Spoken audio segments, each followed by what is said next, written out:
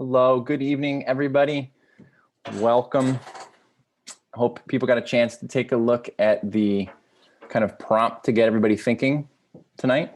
My name is David Easton, and this is the first session of the digital storytelling workshop. Before we start, I want to do a quick land acknowledgement, because as a settler in Albany, I would like to begin by acknowledging the indigenous peoples of all the lands that we are on today. While we are meeting on a virtual platform, I'd like to take a moment to acknowledge the importance of the lands which we each call home. And specifically, I'd like to acknowledge the Haudenosaunee and the Mohican people whose land I am on today. And I do this tonight because we're going to be discussing the power of story. And for far too long, we've told a false story of colonialism in this country that still wreaks havoc. And I am committed to working against colonialism and empire through story. I'd also like to make acknowledgement. This is kind of a last minute thing that I wanted to do. It came across a tweet tonight that I wanted to share, because we're in a strange time. And I'll read the tweet and then I'm going to talk about it just for a second. This is from Dr. Mama Cam is the name of the Twitter account. And she says, "The pressure to pretend as if we aren't all struggling under enormous life-altering reality is absurd, and it has to be acknowledged. Every now and again, just say out loud to yourself or to someone else, this isn't normal, it's not okay, it's okay if I'm not okay right now." And I just wanted to read that and acknowledge that, because it's exhausting to pretend like we're not in the middle of a pandemic and life is as normal or as it usually is. So I appreciate you for coming out on a Thursday night in February virtually to be a part of this. And also, while we're getting started, a shout out to the Albany Public Library and to the Friends of the Library for making this possible. Specifically, a special shout out to Tor and to Lex, who have vision for building programs like this in Albany that support artists like me to be able to share what I do and to build community around. And so for this first session, we're going to do it as a webinar, because I think that in line with the idea of the pandemic and all that's going on, I, for one, am exhausted by all the kind of things that we do on Zoom all the time, and the fact that we're communicating and with each other, but in this strange way through a computer. So I wanted to give people a chance to sit back and be a part of this and watch without feeling like they had to have their face on camera. It's a little bit odd for me as an educator and as an artist presenting to people, because just like an actor or theater, there's such a thing that happens when I'm presenting some ideas to a group of people, and there's an energy exchange and there's a kind of an open dialogue. But so I would invite you that if you do want to share, to drop some comments in the chats, and I've seen that people are already doing that. And for the future, I can also too, if you would rather say something and use your voice, I can give you that option too of enabling you to speak. But in the future too, I think what we'll do is we will do these, this is a part 1 of 6 sessions. And I think in the future, we'll do them as meetings so that, you can opt into the choice of putting your face out there to other people, because part of this is also about building community. And it's a little bit tricky, I think, to build community with people you don't see. But that said, we're gonna get started. And I see that some people dropped in some ideas of what their answer to this first prompt is. And I picked the Wizard of Oz for a specific reason. We're going to talk about that a little bit later in this session, and also later in some future session. but I was curious if people wanted to, who I see a lot of people have put stuff to panelists and attendees. That's great. And just give a chance for anybody else to put what they want to get out of this digital storytelling webinar. So give everybody a chance to kind of scroll through. I'm going to do a little second too and scroll through too.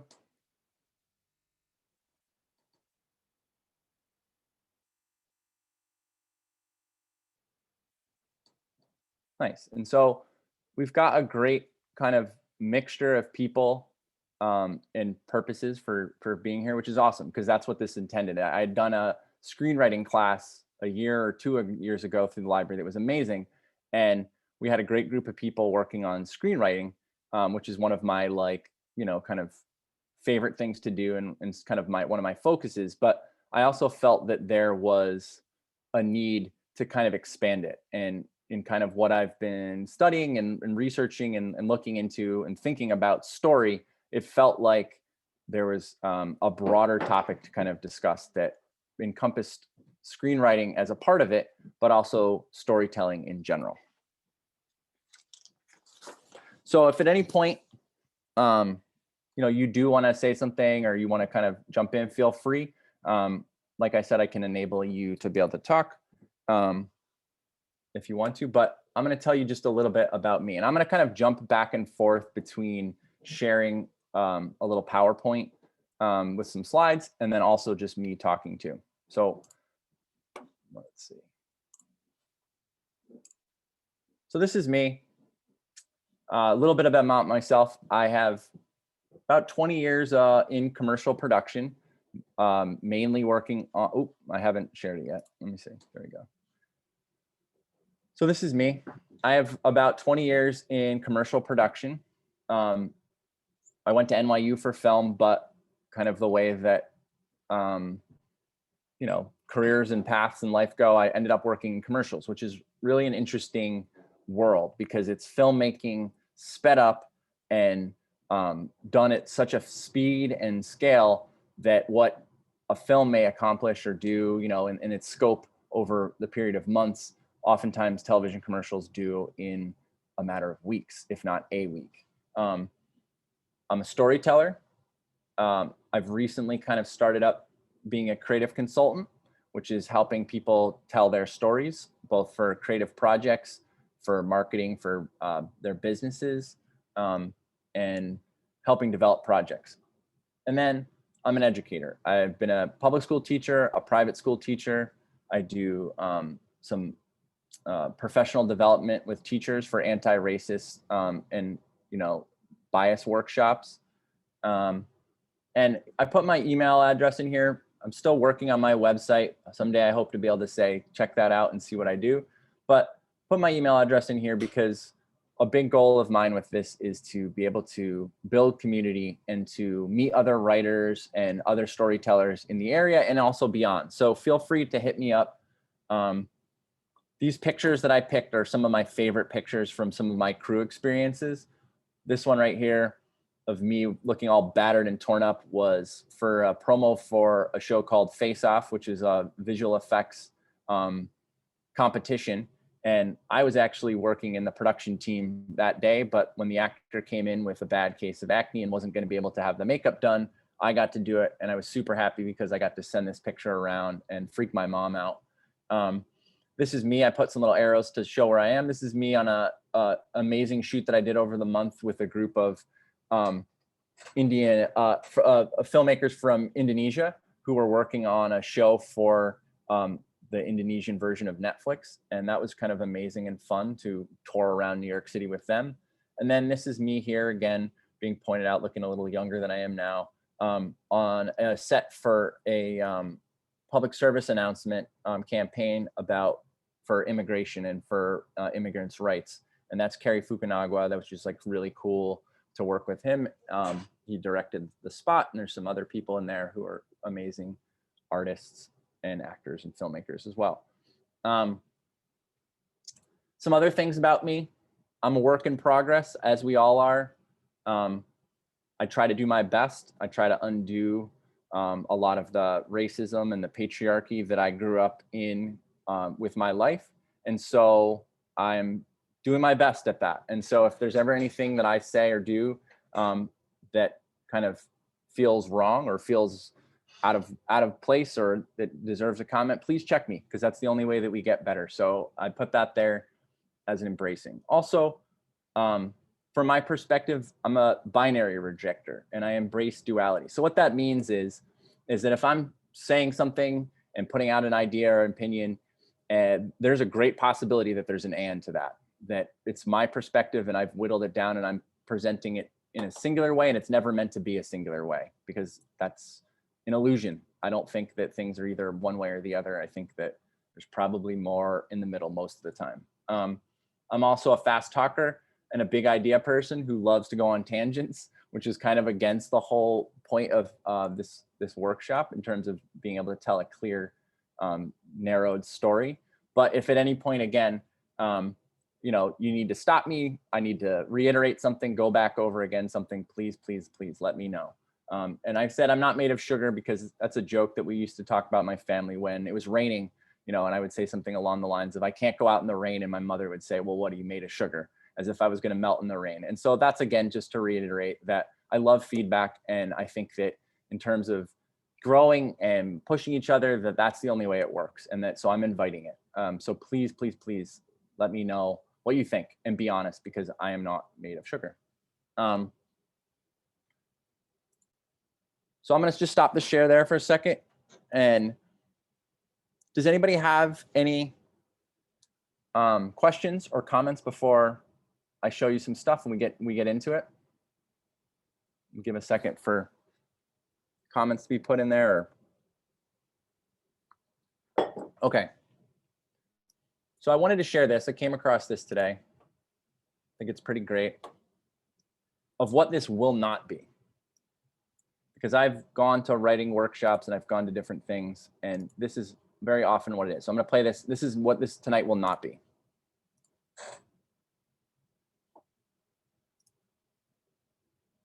Yeah, great question. The best advice I've ever received is honestly just to start writing. Just sit down and write.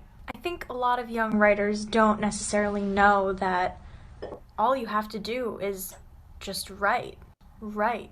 Write a ton, write all the time. Just put pen to paper and write. It's like I'll ask a young person, an aspiring writer, are you writing? And sometimes they're like, yeah, but sometimes they're like, no. Well, my path was a little bit non-traditional, it was a lot of luck, and my dad owns Netflix. Yeah, great question. The best. So I saw that today, which I loved, because I've attended many different writing groups and seminars, and that's like the message, is if it was like that simple, you just write, right? And it's like, well, of course, yes, that's like non-advice. And really what I'm aiming to do is really kind of dig into some of the conceptual ideas about storytelling and offer some tips that have worked for me, and also some ideas about how to make stories better. So let me see. So I wanted to start. Here's an internet meme or a picture that has been kind of floating around the internet. You may have seen this, you may not have seen this, but I want you to take a second and look at this. And in the chat, feel free to tell me how this picture makes you feel. Really take a look at it.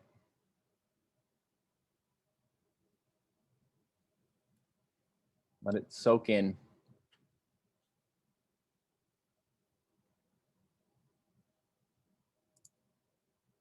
And here's the question.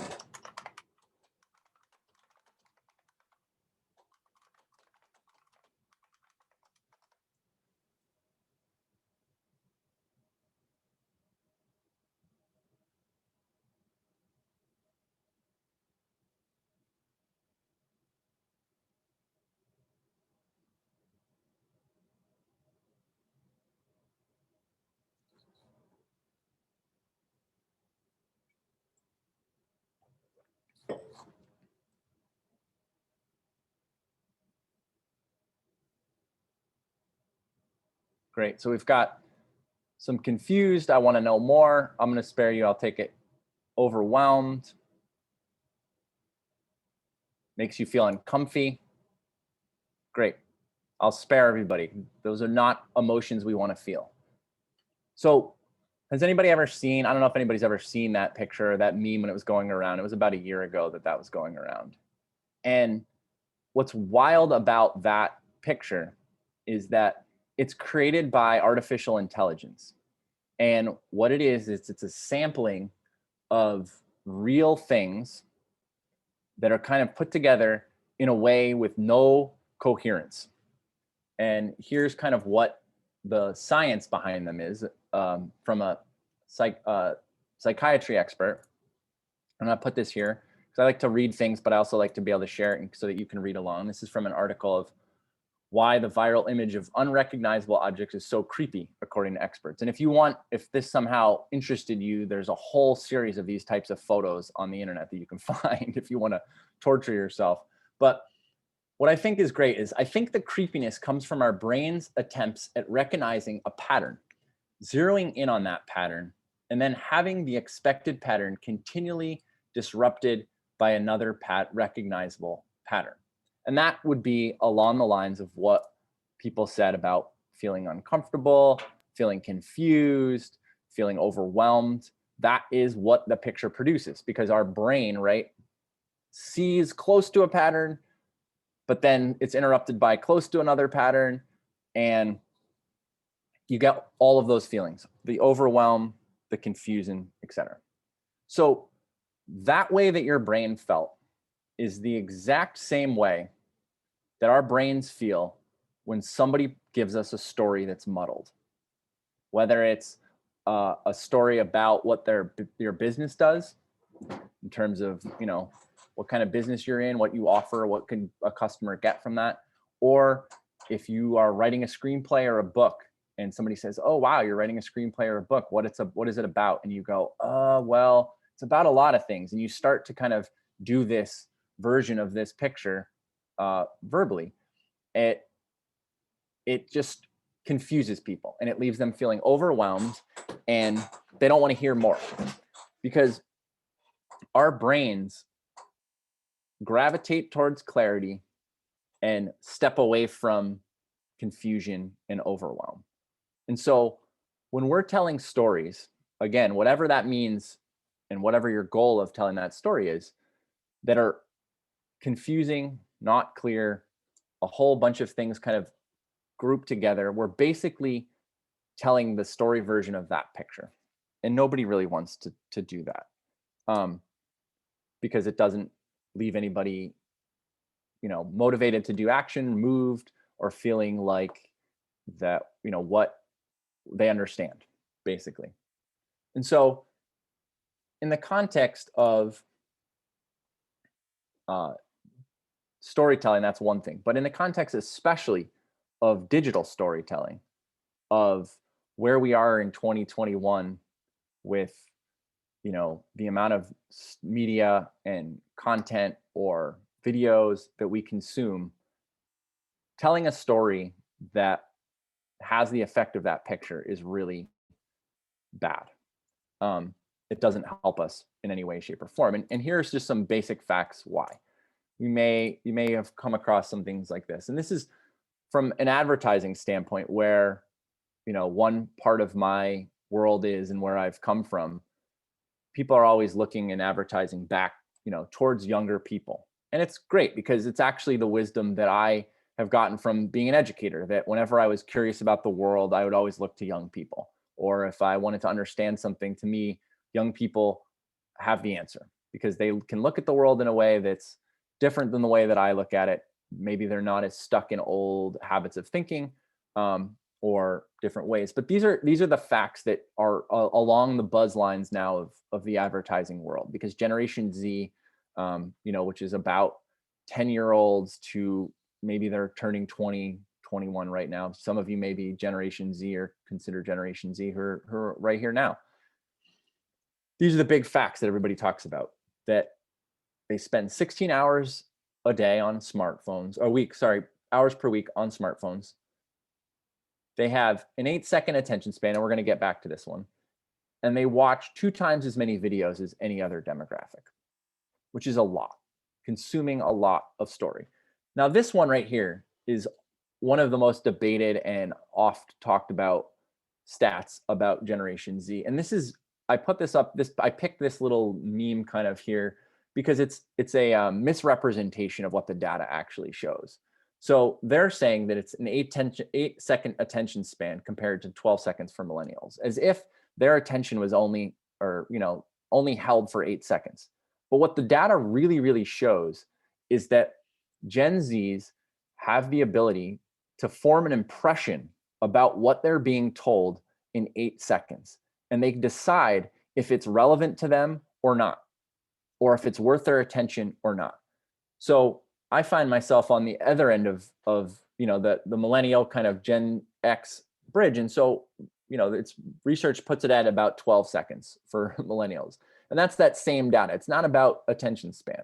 It's about how quickly you can get basically engaged or not, and decide whether or not it's for you or for not. And so when we're telling stories, and we're telling digital stories especially, we have 8 seconds to be able to put something out that's relevant. And if we miss it, it's gone. Our opportunity is gone. And so in that, this is where that picture and that confusion and that overwhelm can lose your audience instantly and immediately as a way of, missing out on the opportunity. And so I also wanted to put this up because I thought it was interesting too. And I pulled some memes just because I think that it's an interesting way that we communicate digitally all the time. And so that's going to be a kind of a component and a part of this workshop.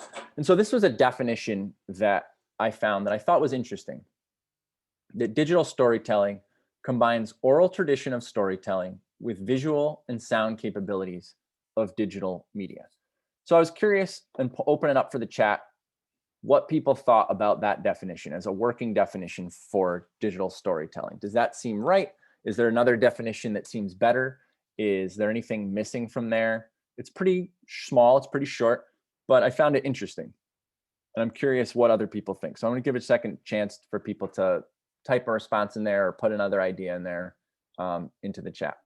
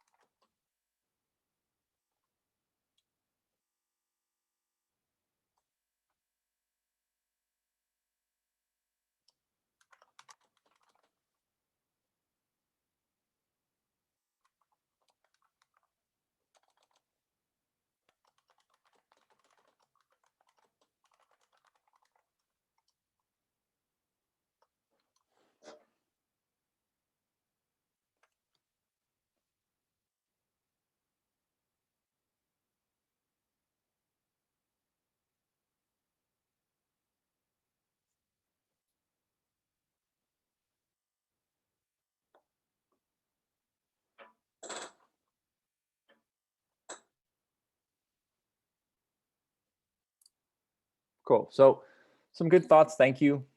And, again, thanks for participating and chatting. As a presenter, it's great to see that there are people out there, even if it's in text. So I appreciate those chiming in. Yeah, and I think it's a pretty good definition to kind of work with and to go with. And I think we can expand on that, what that means. It's pretty small and basic. But I had kind of said about why I was going to come back to the idea of what the Wizard of Oz and why I put the Wizard of Oz in the very beginning as a kind of thing to think about, looking out over to the Emerald City. And so one of the reasons why I love the Wizard of Oz is it's probably, in my opinion, one of the most perfect movies of all time, which is why we watch it over and over again. And I showed it to my kids just recently, and they were enthralled by it and loved it as much as I did, as much as my mother did when she was a kid.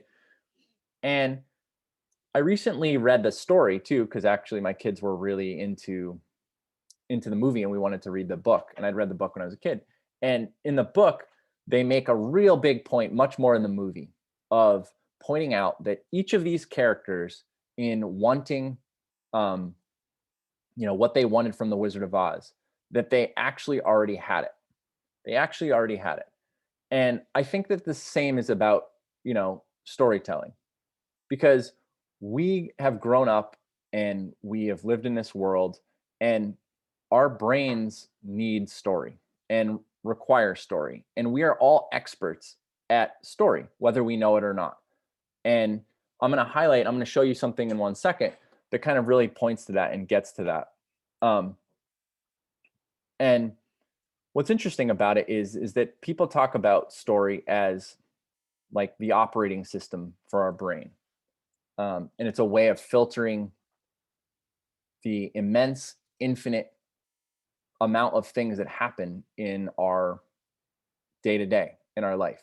And that the only way that we can exist and that we can like be in all of that space is by creating a story and a storyline. And kind of to experiment with this, I'm going to play this video a couple times.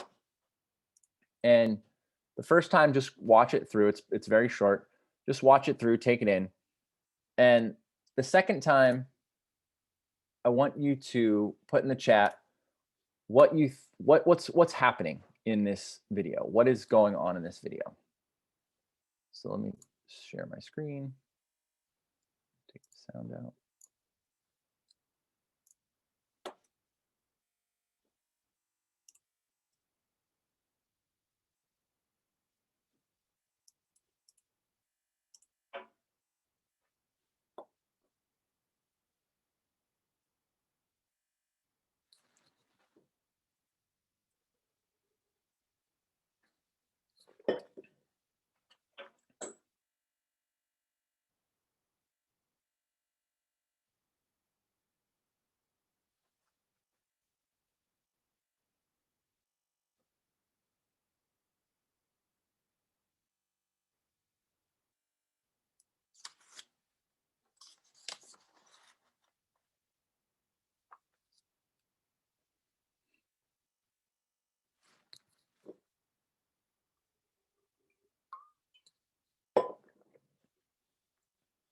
Oh,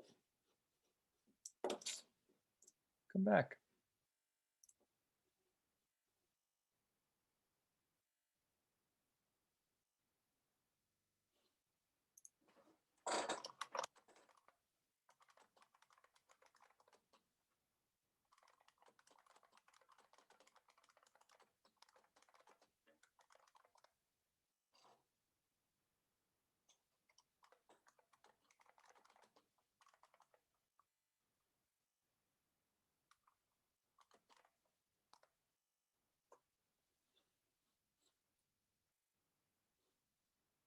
So I'm going to play it again. Sorry, I did a screen expose and moved it off my screen, but I'm going to play it again. And if you feel like you could describe what's happening in this, drop it into the chat. And if you don't want to drop it in the chat, maybe you could say it.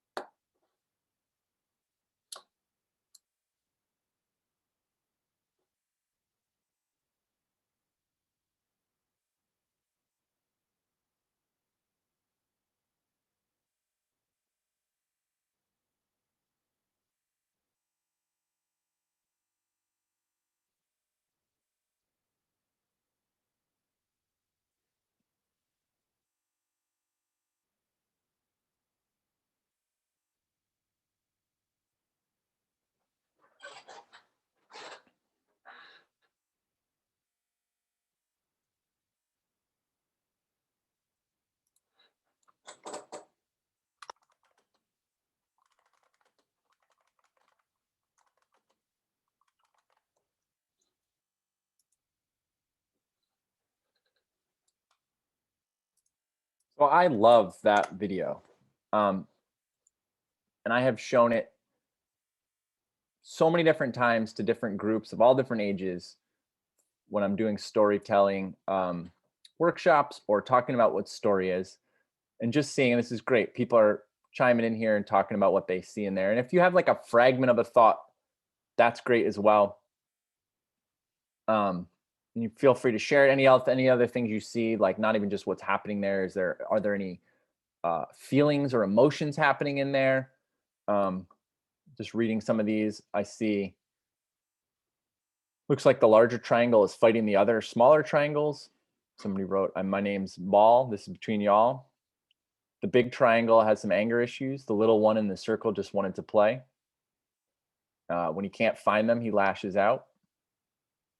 The large triangle is aggressive, so there's an attribute of emotion or an attribute towards um, of yeah, an attribute. Don't know who to root for. At first, seems like the big trial is defending himself, but then turns into a big bully. Kind of feels like the plot to The Room, but with shapes. To Room with shapes. I agree. The largest triangle is fighting the other shapes. It's the social worker in me, but I'm seeing conflict, emotion, lots of feeling. We're imprisoned by what we think we want. Best to break out of it. So it's like even a meta story there. But yeah, bigger triangle clearly wants to be left alone. Smaller triangle doesn't respect that. Circle doesn't want to be involved, but eventually is forced to be involved. Eventually, the smaller triangle and the circle leave, and the big triangle rose fed. The bigger trial, I'm fed up with this world. So a lot in that a minute and 20-second video. Has anybody ever seen that before? Or does anybody know what that is in actuality? Lots of no's. Cool. So what that is, I'm going to share another slide here, is a psychological experiment. And it's called the Heider-Simmel illusion. And it's a psychological experiment from the 1940s. And the researchers discovered that when most people watched what they described as an abstract film of shapes moving around the screen, they attributed intentional movement, that the shapes were going into the space for reasons, and going into that rectangle for reasons, right? Emotion, some of us did that too. Aggression, anger. Some people have said that the little triangle and the ball are in love, and that when they touch each other, they're kissing. So there's like love gets put onto that. Some goal-directed interactions, that there's intentions behind what they're doing with each other, that there's relationships, and all of this, which is so amazing to me about this video and why I love it and why I show it to people all the time and we talk about it, is that all of this is without social cues like body language, facial expression, or speech. No personification of any shape or form that's intrinsic in what you're watching. Right. And it's like a moving Rorschach test. Exactly. And these results are replicable, right? Which the kind of stories that you guys put out is the same type of stories that people have been doing since the 1940s. And most people watch and come up with a story of what is happening. And so when about a year, maybe like beginning of the year or so, I ventured into TikTok and making TikToks and watching TikToks. And I put a version of this video on TikTok with a narration. I sped it up to fit into the time constraints of TikTok, and put a narration of what I thought was going on with silly voices. And to this day, of all the 50 different TikTok videos I've made that get about 200 likes or barely anything likes, that one went viral and got 350,000 likes. And I wish that it had to do with me, but I think it has to do with the fact that it's so interesting and compelling to people that there's this abstract nothingness that we just project on and we just write a story for. And my point about this and why I like this so much is it's the other side of the coin to it's the other side of the coin to that picture that we saw in the beginning, which was utterly confusing and kind of overwhelming and really didn't have any sort of pattern. This right here is a blank slate for us to put story into. And so what it kind of teases out and points out is that our brains are doing this, and our brains want to do this, and our brains need to do this. And so we have a great opportunity for telling story that basically puts in to motion meaning around something. And so for that purpose, I like to use this definition of story, because we kind of define what digital storytelling is, which is kind of about the medium of story. And so I've been using and thinking about this definition of story, which I think really works great. And we can talk about it in a second too. So for me, what I would ask is, for the purpose of this session, and maybe if you're going to come to future sessions and to think about it, to try on, and I love the idea of trying on ideas, right? It's like, what could this make possible, or what would give this access to me if this is what I thought of story? If that a story is a consecutive line of thinking. So I'm going to just say that again. It's so simple and so small, and it may just seem like, yeah, duh, of course, but I think there's a lot of power to it.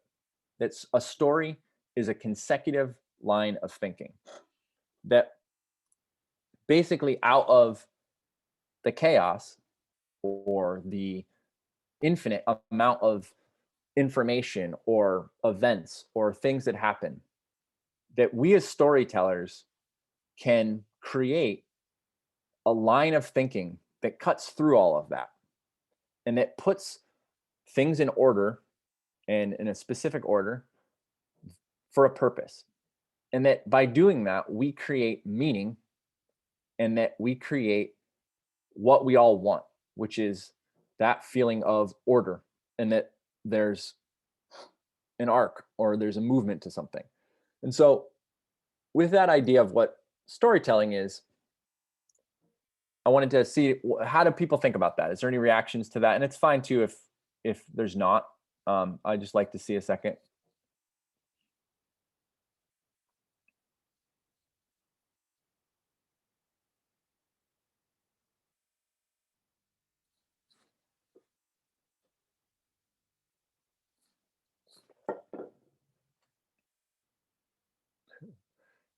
I agree that Michael Bay movies absolutely don't make sense.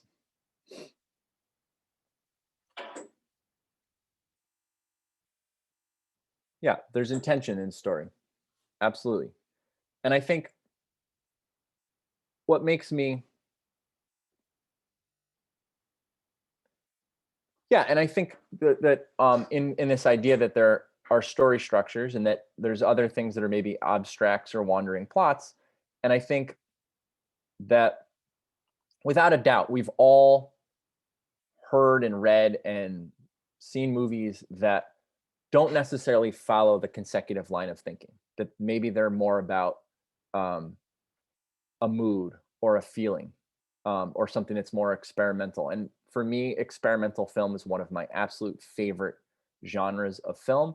But I always, always, always feel like half invested or a little bit left out when something's so experimental, that I'm always find myself wanting a consecutive line of thought through it. That even if the the conventions or the techniques were experimental, that still there was something guiding me and taking me through. And I think that from the standpoint of where story intersects with advertising, that's a huge part of it. And I think that advertising is so effective in our lives when it's done well, because it does this. It follows a consecutive line of thought for and takes you from a place where you are to hopefully the idea of doing something, of action, whether it's buying something or hiring somebody or getting involved in something. And I think there's a real power to that. And I struggled, I guess, with um, kind of experimental films, or when people talk about films for the sake of feeling, or art even for the sake of feeling, because I always felt like I was taken somewhere and then just left. And that really what I wanted was to be taken somewhere and kind of brought somewhere else through it. in a direction towards action or towards being able to do something about the way that I was feeling. And that a lot of times that's what I would seek afterwards, after seeing a movie or something, going to coffee and talking it out with somebody, which is really fun to unravel and think. But in that unraveling, what was satisfying was when there was a consecutive line of thinking. And maybe it wasn't so clear or so obvious right at first, and that it was actually hidden, or that it was actually more nuanced. Or, somebody put Memento in the chat. Memento, if you look at Memento, and we can do this, we could dissect Memento in the next session, which is about story structure. Memento, if you watch it a second time, it absolutely has this very precise structure that it would not be the film that it was in terms of popularity or interesting, or being able to people follow, if it didn't have that. If it was just random chaos, it wouldn't make sense and people wouldn't like it as much as they do. And actually Christopher Nolan, right, I think he directed it, his like story structure and what he wrote out is so precise in how the stories go backwards, and how this two stories kind of meet in this one place. And it was all intentional. And so even the movies that seem, or the stories that seem convoluted, but when they're really powerful and they really hit, I think that we could always kind of find a consecutive line of thinking. So now it kind of begs a question to me about a landscape of digital media that I think is evolving. And I think that it's one of the reasons why it's not evolved to the extent that it was. And this is kind of a caveat and a question, that 360 videos, VR, and sandbox type games. So I'm curious about them because they, to me, have such potential. But what I feel like they are missing is a consecutive line of thought. And so for people who don't necessarily know, or who are still figuring out, I can play a couple examples of this. So here's an example of a 360 video. And I actually have, I'm gonna mute it, sorry.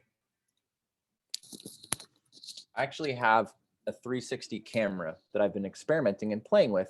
And what's cool is this looks like it's, your average,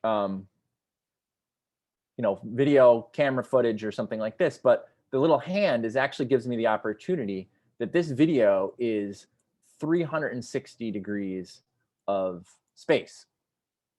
And so you can get everything on the side, and you can actually watch these videos. And I shoot videos like this, and I watch them on a cardboard Google Glass version, where I put my phone in and it splits the screen into two, so that when I turn my head, it turns where my hand is. But so for me, this is so cool. And to imagine that this could be like a VR type situation, but where's the consecutive line of thought? I get lost in this place in the same way that I get lost in the real world sometimes. And that I actually seek story as a refuge to make sense. Something happens, everything that's happening, it seems almost daily with, our government and with pandemic. I get on Twitter, or I get on news sources, and I want a story to make sense of it for me. I want it to break it down. And so to me, this is tricky to see how you tell a story with this. And I don't think it's not that it can't be done, but I'm so curious as to where it evolves. And this, I just had to share this because, in the beginning of the pandemic, I used to play video games when I was younger, and kind of toward the middle, when I'm reaching the wall, I wanted to play a video game. So I got Legend of Zelda. And Legend of Zelda, for people who don't know, this is a massive sandbox type game, where basically what that means is there's a huge world that looks as gorgeous and as lush and as beautiful as these images are here, waterfalls and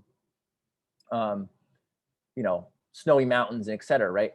But what you do is you go into this world, and it's not clear what you're supposed to do right away.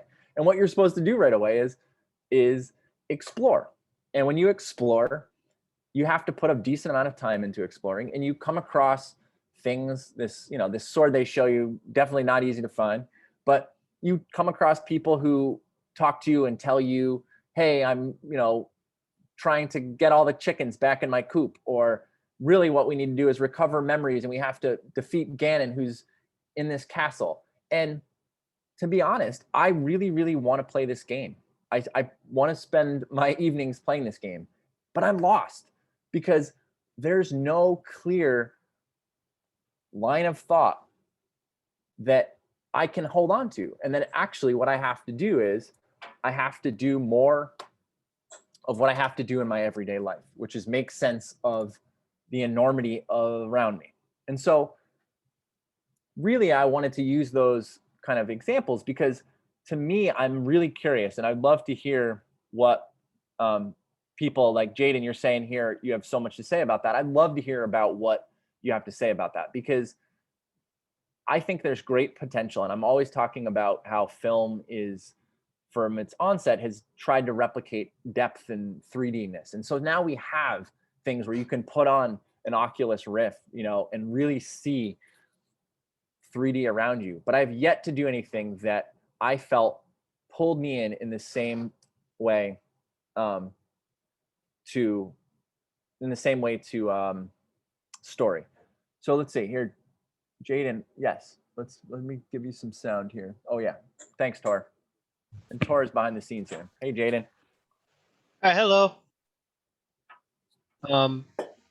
Yeah, so I actually it's been a while, but I have put quite a bit of time into specifically Breath of the Wild and a lot of other sandbox games.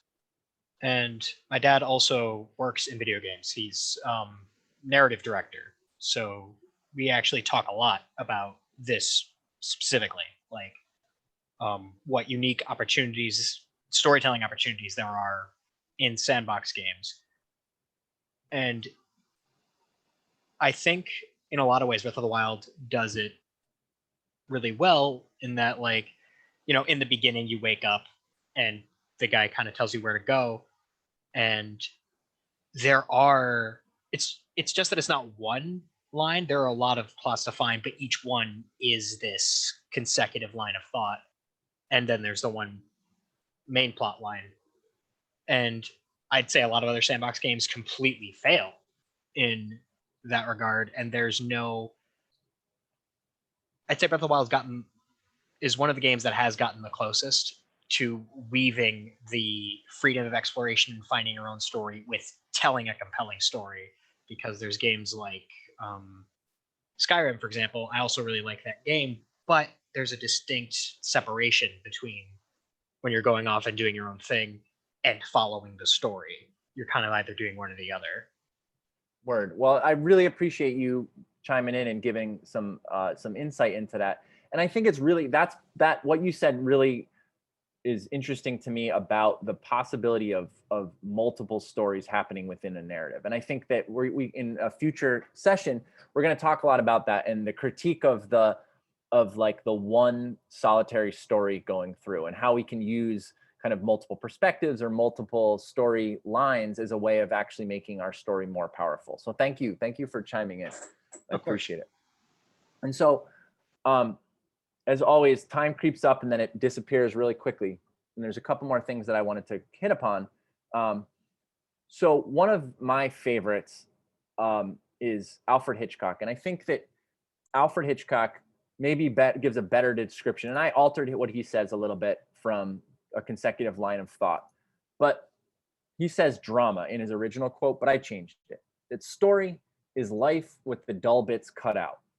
And so Alfred Hitchcock is a master of making the complicated seem so simple. And I think that's a great case of that Alfred Hitchcock saying story is life without the dull bits cut out. So our goal in telling story is how do we structure a consecutive line of thought, right, without the dull bits?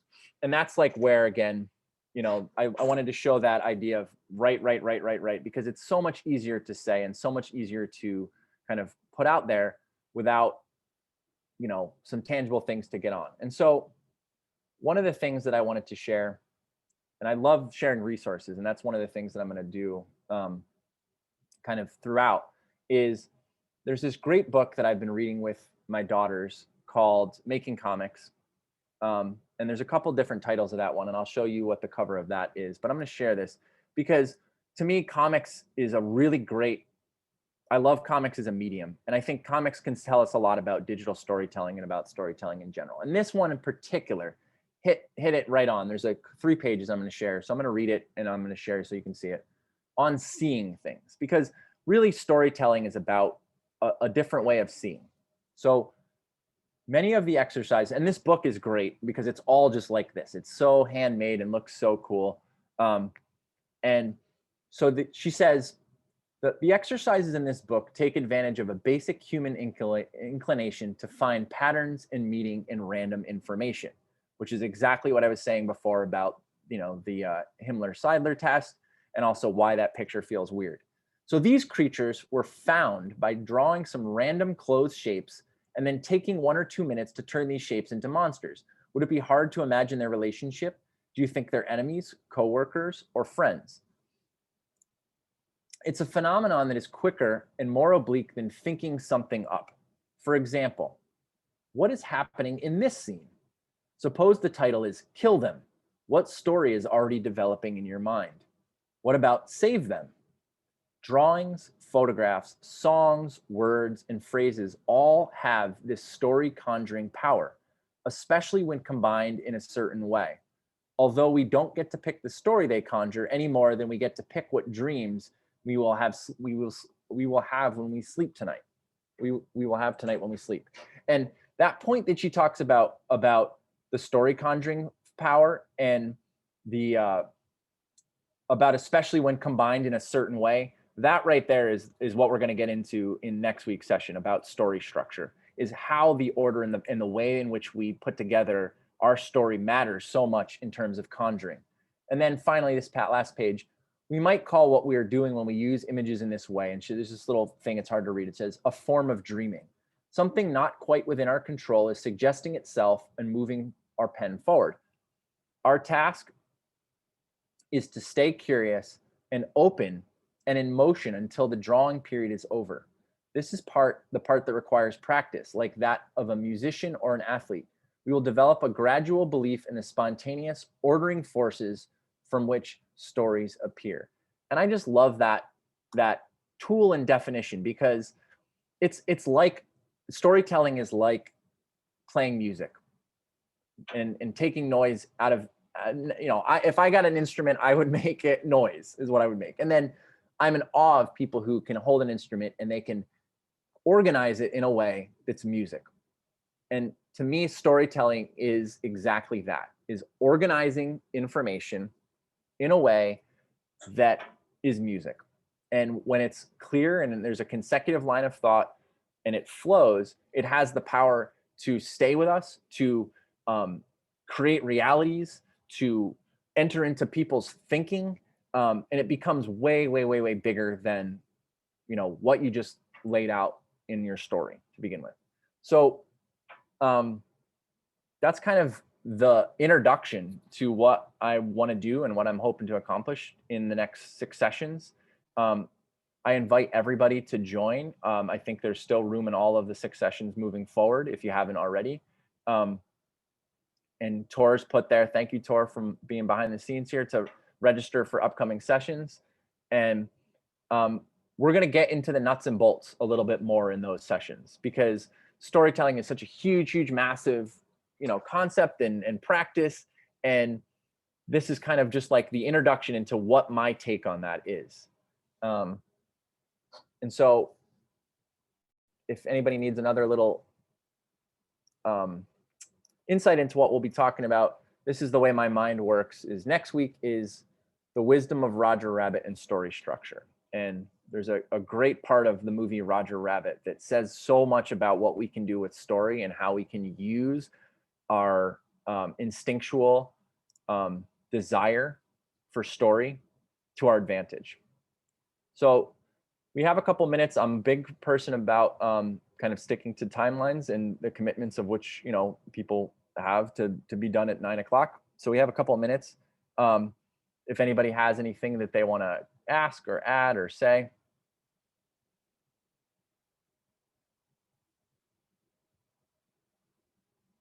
Abigail, are you on there to say something? Let me see.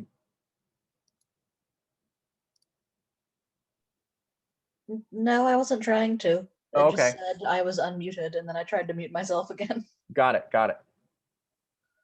Oh, Tor just allowed all talking. Got it. So if anybody has anything they want to chime in or ask or say. I guess I just wanted to, something clicked when you put the Hitchcock quote about how stories are life with the dull bits taken out. And it sort of highlights when you're talking about with open world games, one of the big problems with open world games is how friggin' empty they are. Yeah, exactly. Like, And that's where, to me, like, why would I want to play a big empty world that mimics how my world is? Because there's a lot of space where there's just in between the dull bits. So why would I want to play with that? And I feel like that's where they've got a long way to go still. They just got to figure out how to put more stuff while you're traversing. I highly recommend Ghost of Tsushima is great because all of the quests, including side quests, are like have like a little opening and ending title card. Like Right. It really sets the tone, and it's set up to kind of look like a Kurosawa movie in color. There's even a mode you can play where it puts a Kurosawa like black and white filter over everything. So That's cool. I mean, that to me, playing in a movie is like a dream come true. yeah, I'd highly recommend that game. Word.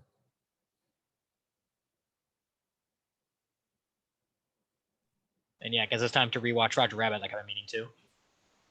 It's a great movie for many, many reasons. And the scene that I have identified as kind of to prove a point is really, I think, it can be used in so many different ways. It's very versatile. If we can't make all of your sessions, will we feel lost if we miss 1 week and come to the next week? Will we feel lost, or does it sort of flow where we'll still be able to pick up and know what's happening?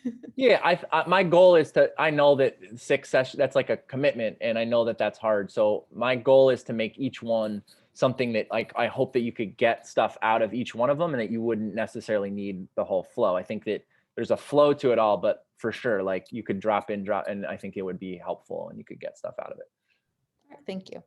And that's at least certainly my intention. Oh, if anybody wants just a cool digital storytelling thing to just look up between sessions, there is a thing I mentioned a little earlier. If you go to a thing called the SCP Wiki, it's just this massive collaborative creative writing project that's just a bunch of, it's basically urban legends, but told in a format where it's meant to almost seem real. It's all from the perspective of this fictional SCP Foundation and writing reports about these anomalous entities. That's awesome. I'm glad you said what that was, because when you wrote it in the chat, I was actually asking what it was, but then I didn't type it in. So thank you for sharing that. And then there's a link there too. Oh, well, thank you. Tor is on it. He is so great. So it's 9 o'clock. I'm gonna wrap it up, and my email is in the chat. Please hit me up if you have any questions or thoughts or anything else occurs to you. I love it. That's like the lifeblood of doing something like this and connecting with people. And like I said, next time we will most likely do it in a meeting format, where you can absolutely opt out of having your camera on and never, be there as a watcher, but you could also participate, because I do say that for me, it feels better to see people, or at least to have some sort of exchange with people, even if it's, a glazed over look at 8 o'clock at night on a February. But thank you all so much for coming. I really, really appreciate it. And I hope to see you in future sessions, and keep telling stories. Thank you. Have a great day. Thank you. Thank you.